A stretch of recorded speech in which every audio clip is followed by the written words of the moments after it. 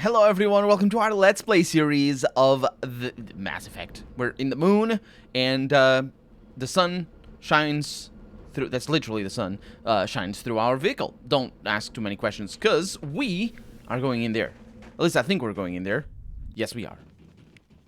Journal update, area map update, but that's a lie. It's never updated. I mean, I'm pretty sure it is, it's just that Ooh. Well, we have a mini game over here for us. It's average. Nah, had to go for broke there. Yeah. Ah well. I have Omnigel. I have a lot of it. Oh, high quality stuff. Level 7. And a little bit of experience. That's really what we're in here for. It's the experience. More average decryption. I really. Oh. I made the difficult. I made a difficult jump there, only to waste it. Ah, well. It's not a problem. We got a shotgun over there, despite it saying that it's a katana. I mean, it's both. It's a katana and a shotgun. It's just that it can be... I didn't start combat automatically. Tally is still green. What are we dealing with here? What? Okay, I don't like this. I'll see you later. What's going on? Oh. It is assault drones. Okay. I don't think the power junction does anything. Hi!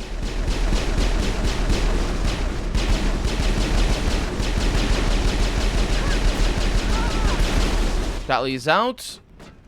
That's gonna make sure she's not green anymore. I can actually fix that. Thanks. No, she's green.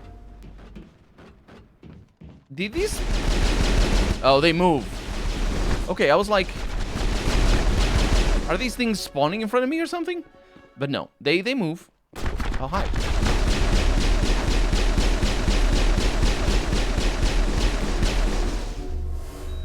Tally's fixed now. What is this?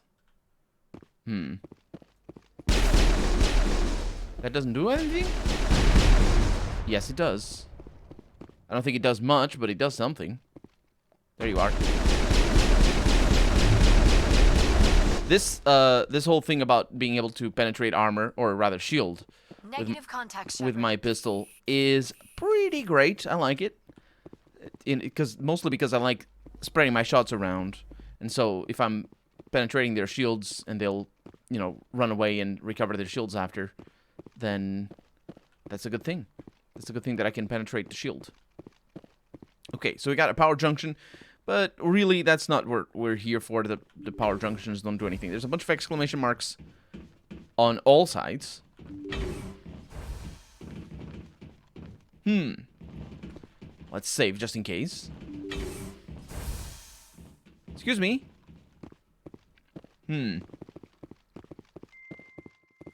Oh, it's the soundtrack. There's a VI conduit. It's a virtual intelligence conduit, I think. Alert! Toxic gas is being vented into the bunkers.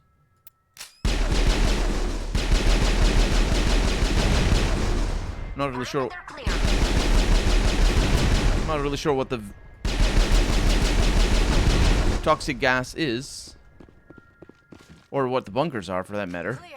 Man, I'm fast on this mode.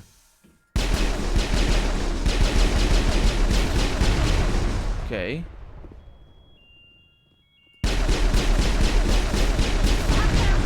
This is all your fault, you know? Because you could have your helmet from the outside. But you decided that, you know what? I'm gonna turn green. The lights on the optical mainframes flicker and die. The first of the 3 computing clusters containing the VI is offline. What exactly does that... My god, this is... Perimeter secured. Wait a minute. It's not...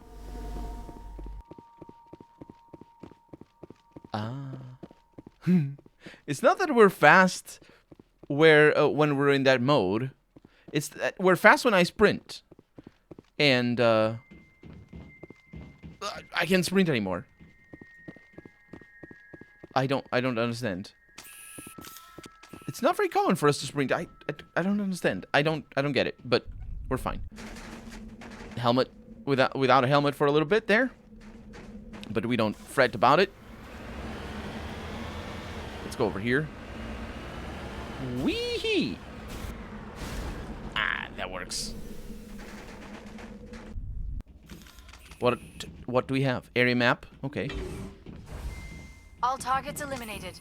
Have they been? Is it because of the toxic gas? Because I don't think it is. Because we okay, this is a good thing, I think. Wow. Oh, I did it for once. Because it's robots, so the gas probably doesn't affect the robots. Although it's perfectly feasible that it does. It's just because, you know, the conductive gas, for example. I don't know if that exists. That probably does exist, actually. You know, electrically conductive gas would perhaps work similarly to what water does to machines. Good things. You know, as in it just shorts all the connections and all that, and then the machine stops working as intended, which generally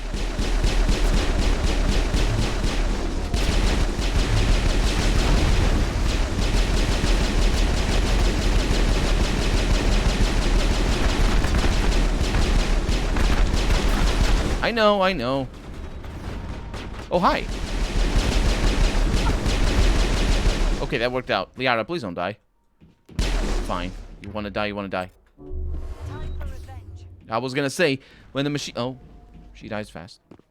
When the machines stop working as intended...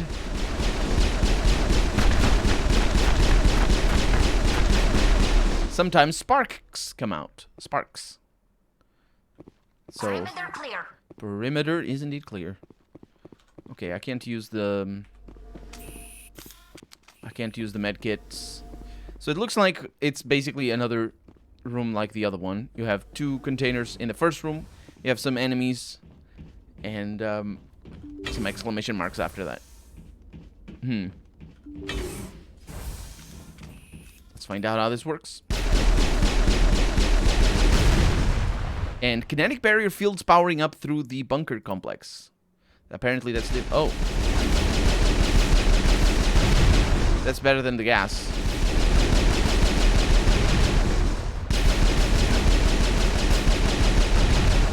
That was a weird way of phrasing it as well.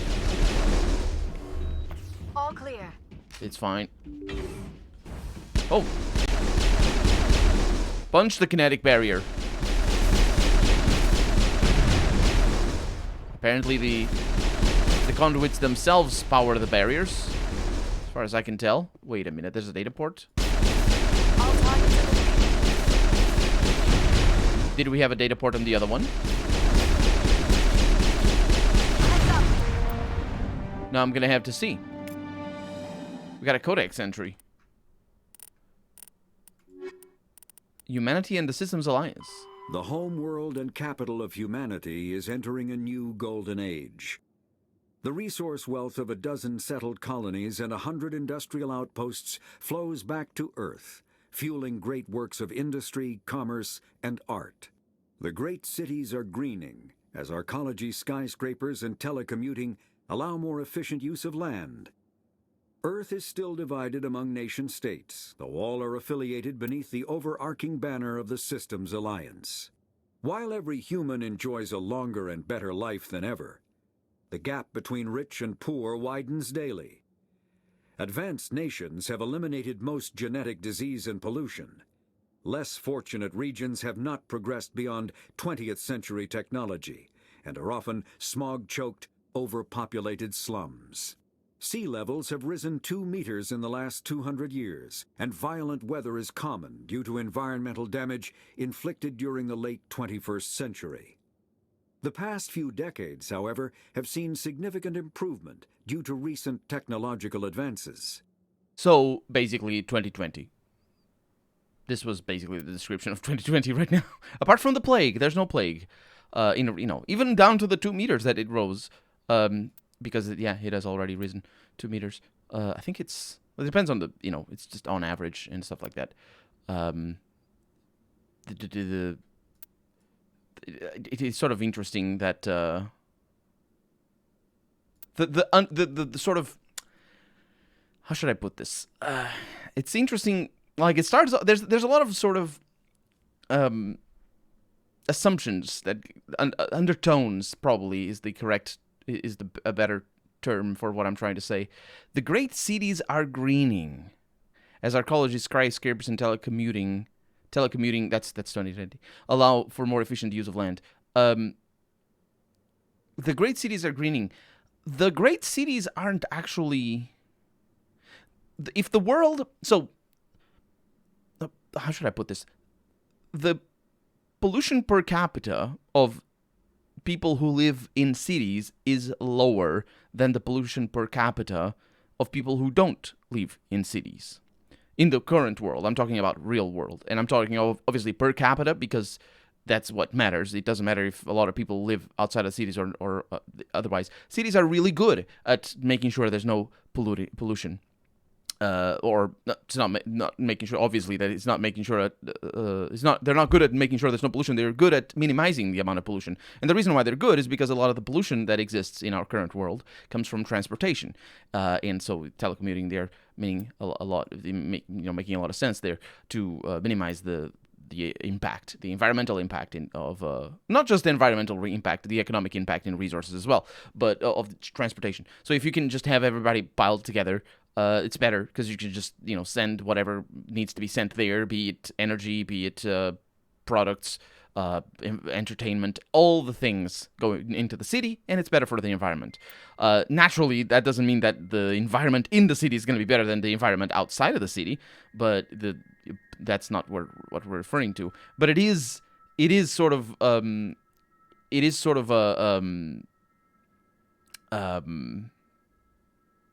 how should I put this? That's the tricky bit, though, is that if you're not aware of it, and if you ask, do you think people in the cities per person, if you ask a normal person who hasn't looked into this, if you ask, do you think the people in the cities pollute more or less than the people in the country per person? And people are just gonna be like, well, it's the people in the cities, right? Because they, look at all the cement and all that. But that's not how it works, because the cement is shared, and the people in the country, they need to have a car to go to the hospital and other things. So, and of course the all the lines of electricity to connect their house to the grid and all that. It's just it's the cumulative impact of all the things, right? There's more though. Look at the way they say smog choked over, which makes sense because apparently the great cities. Okay, well, actually, it doesn't make sense. Forget that. Great cities here, meaning people, not the less fortunate regions. It's only for the most fortunate regions, and it's also interesting that they say the word fortunate, because the word correct, the correct word would be, instead of less, would be more, and instead of fortunate would be exploited. But anyway, the point, because you can't use the word exploitation. What is this? Anyway, the point is overpopulated slums. Cities are overpopulated by nature. Otherwise, they wouldn't be really cities, would they? It's just people living out in the country. It's what I was talking about. The fact that people are all piled together that benefits, that brings benefits in some aspects. Like, for example, the environmental impact, but also obviously the fact that people are together allows for people to, have all the things that cities have that the countryside doesn't have. But the notion that the connection here between overpopulation and pollution is all but actually made, because it isn't made. That it's not there in the text, but it is almost there, and especially because it is a common misconception, and it's related to racism as well. But it's a common misconception that overpopulation actually leads to more pollution. And I say it's a common misconception because, who do you think pollutes the most per capita? An American person or an Indian person or a Chinese person? Obviously, I say China and India because they are the two most populous. Populous is the word, but there's another word they're the two most populous nations, but also I'm not actually sure if China. Well, India for sure is the most densely populated nation in the world, or big nation anyway. But yes, it is the American person that pollutes the most, and by a huge degree, like 5 times more in comparison to I think India at least. I'm not sure. China, I think it pollutes more. A Chinese person per capita pollutes more than an Indian person. But yeah, the two are not correlated. In fact, they would be correlated. They inversely correlated because the more, as I said, the more cities you have, the less pollution you have, or you tend to have. Of course, that's not. There's other factors, but still, yeah. But and then sea levels have risen 2 meters in the last 200 years. Violent weather is common to divide. Yeah, it's quaint. That's my takeaway. That's my immediate takeaway. There was that how quaint those the climate change impacts were. But then again, this is an old game. They didn't know what we know today. They did know. They absolutely did know. Anyway, I mean, not at first hand. Obviously, first hand. What's the word? First hand. I suppose is the word. Oh, don't do that. I'm silly. Anyway, let me see if there's another data block on the other area. What a curious situation. I'm in the other bunker.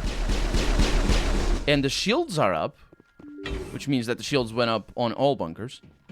But the gas is here still. Before I arrived, I think only Tally had green health. And now we all have green health. And also interesting is the fact... Can I... there's not going to be anything. So I'm just going to reload. Also interesting is the fact that we have our helmets on. And we still turned green. So there's just so many things put together. So many implications here. So this is the left side. But there's nothing. I figured there wasn't anything. Do I have a button for quick load? This game doesn't have a button for quick load? I mean... Maybe it does, I don't know. Sometimes it's like weird things like Shift F6. But for a game that doesn't use F5 for quick save, then I suppose it's not that big of a surprise that it doesn't have a button for quick load. Because who wants to quick load anyway? Who wants to quick save? Oh yeah, there you go. So the gas is here as well. But not on the... Wow, that's even more weird. Weirder. That's the correct word. Oh no, I'm reaching my limit. It's fine. Actually, it isn't fine because we have a lot of it right now. Oof. Oof. Let me take care of this. It's taken care of. A lot of Omni Gel that I got out of there, but not a whole lot of upgrades, unfortunately. Ooh, made it over there. We're getting a lot of reliably level 7 things, so I like that. We also have some enemies up ahead. I don't like that.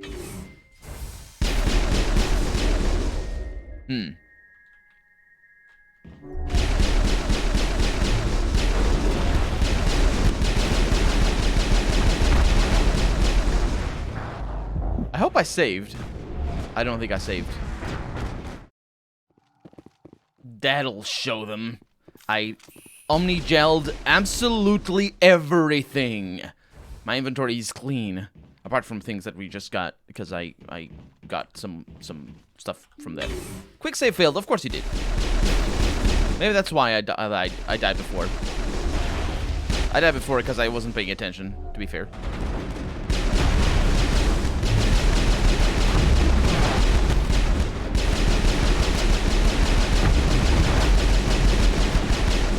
Those missiles are nasty.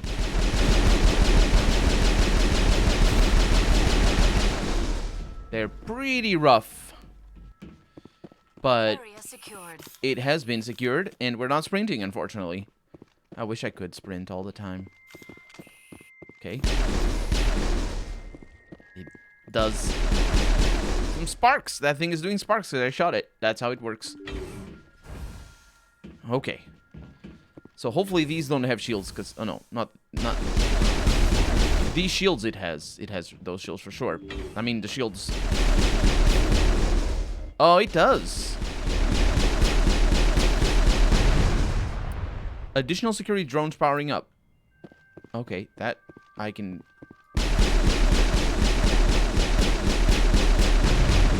I can endure.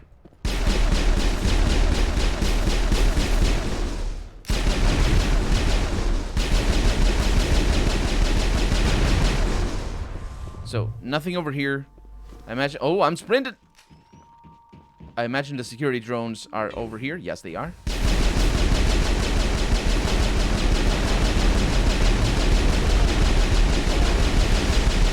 So it's the rocket drones that I need to be on the lookout for. Because the assault drones only have a rifle. We're about to do it. Dang it. We're not about to do it.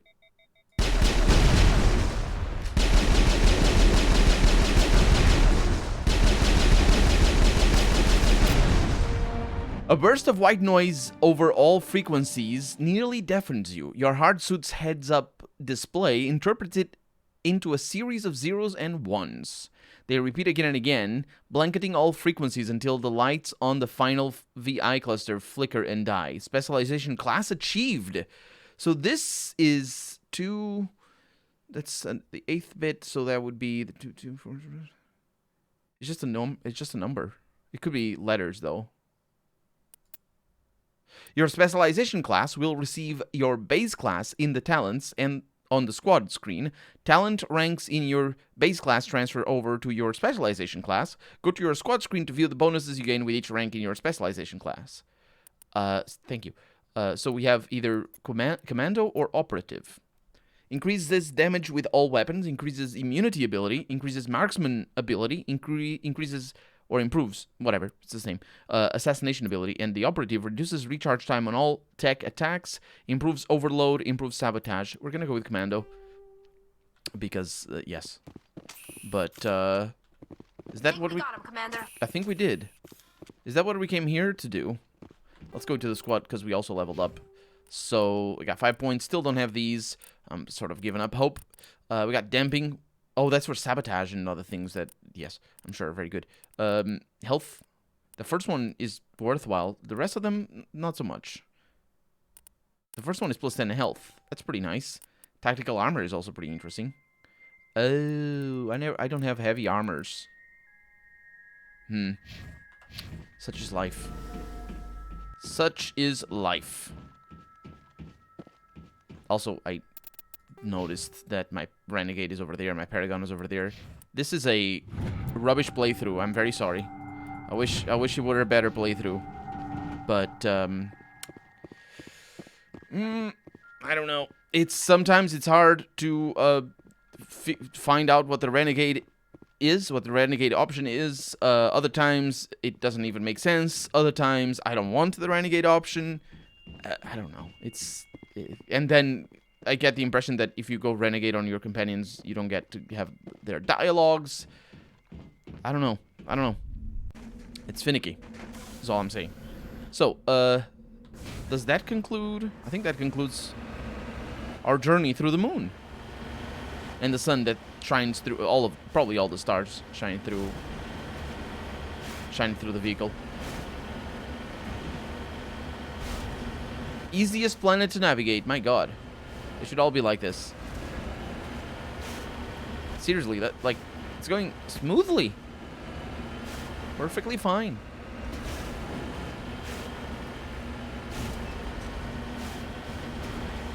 Yep. We have a drone down there. Wee-hee. Okay. What is it? A CCCP Luna 23. It is a Russian probe. I mean, a Soviet probe. It's not CCCP. It's SSSR. Because that's what the letters stand for. So I don't actually know the names of the Cyrillic letters. I imagine they're not called P, and they just, maybe they are. I don't know. Let's bypass this. See what we have over in here. Wee. Okay. Well, it's not even an Easter egg. It's just a name Oh no, yeah, don't go to the Normandy right away. I wonder if there's a thresher maw in here. I wouldn't find it surprising, honestly. That'd be kind of cool. Perfectly flat terrain. No, it's not perfectly flat. Did you see the little mound? It looks like it is, but it isn't. Oh, yeah. I like that. But there's nothing here. Let's go. Back to the Normandy. Are we gonna get... Nope. I don't think we're gonna get dialogue. Nope. We're not getting dialogue in here. Out here, I suppose. We do need to go to the Citadel. Let's look at our journey. Journey? Sure. Missing person. You came across a missing person in Novaria. Go to the Stranus system in the Horsehead Nebula Cluster. Okay. And search for signs of Gareth's brother and his ship. Horsehead and Stranus system. Sounds like a plan. We're not going to the Citadel yet. I'm gonna do all the things in the Citadel when we go back there. So where is this Horsehead? That's the Citadel. Exodus Cluster. Horsehead Cluster. That's Stranus. We've been to Novaria, though. Yeah, we've been there. That's the snow area. I mean, I say snow area. The snow planet. Because there's no snow in other planets. I'm kidding. That's how it works in Star Wars, not Mass Effect. And let's see what we have around here. We have a planet over here. Thessalgon. It's a planet. And then we have Zawin, or Shauvin, maybe. I don't know. It is a warning. Trellin. A lifeless rock. That's a bit rude. Antiterra. A standard sure? I don't know what that means. It sounds like Antiterra, which would be anti-Earth. Shrouded by a thick organic... Okay. What's going on? There's an unknown over there. I could see it when I was scanning, but not... MSV Majesty. The Majesty is a Kowloon-class modular conveyor of human design. The ship is a derelict. All compartments are exposed to space, and the fusion plant is leaking. The damage is consistent with ship-mounted mass accelerator fire. Okay, private owner, Captain Whalem. A faint trail of radioactive particles, possibly exhaust from the sublight nuclear engine drive, leads towards the nearby planet Zawin. Oh yeah, I know Zawin. We just, wasn't it over here? Was it that one? Because it makes sense that it was this one. It was. Yep. A thin atmosphere of carbon dioxide and ethane. And also the end of the episode, because we're out of time for the day. So, for right now, I'm Colonel RPG, and this has been Mass Effect. I really hope you've enjoyed it, and if you did, go ahead and leave a comment. Like the video if you want to see the next episode come out sooner rather than later. But above all, thank you so much for watching, and I hope I'll see you next episode. Bye-bye.